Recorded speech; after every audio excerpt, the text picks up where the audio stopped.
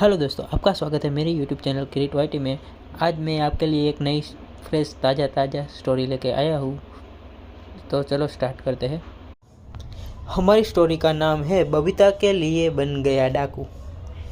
Interesting है ना। चलो स्टार्ट करते हैं।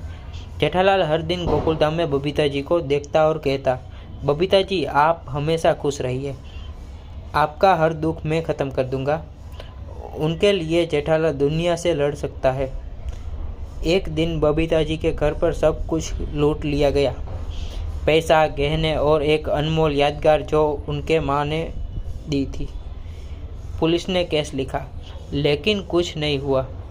इंस्पेक्टर चालू पांडे ने बोला, जेठालाल ये बड़े लोग का मामला लगता है, हम कुछ नहीं कर सकते। बस वही पल था जब जेठालाल के अंदर का इंसान मर गया और वो एक डाकू का जन्म ले गया। रात के अंधेरे में जेठालाल ने अपना पूरा रूप बदल लिया। सेव नहीं किया, आंखों में गुस्सा और दिल में दर्द बोला,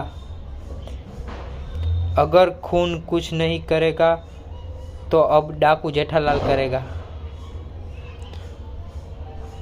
उसने एक ब्लैक जैकेट पहनी और बबीता जी के लिए इंसाफ की कसम खाई। एक एक करके लोगों को ढूंढने लगा जिन्होंने पुलिस ने बचाया था। उसने सिर्फ लुटेरे नहीं, उसके राज दुनिया के सामने ला दिए। एक आदमी ने पूछा, तू डाकू क्यों बना जेठालाल? जेठालाल बोला, मैं प्यार के लिए बना और इंसाफ के लिए लड़ रहा हूँ।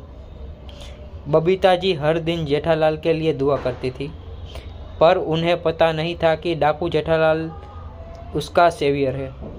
जब बबीता जी को किसी ने बताया, जो डाकू तुम्हारा सोना वापस ला सकता है और वो कोई नहीं जेठालाल है, उनके आंसू रुक गए।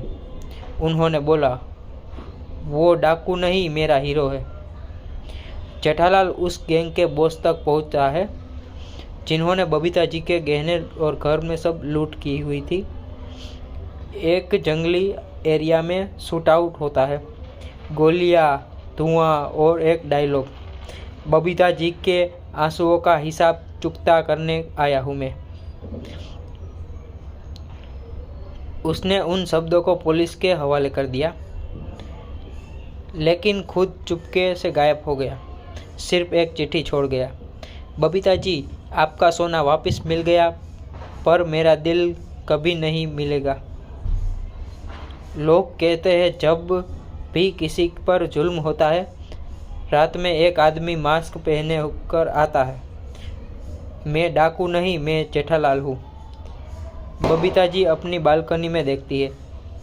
दूर पहाड़ पर एक जंगल में वो रहता है और हवा में घूमती है और उसकी आवाज़, डाकू जेठालाल नाम याद रखना। प्यार कभी कभी इंसान को डाकू बना देता है, और जब जेठालाल ने डाकू बनना चाहा तो दुनिया ने इंसाफ का असली मतलब समझा।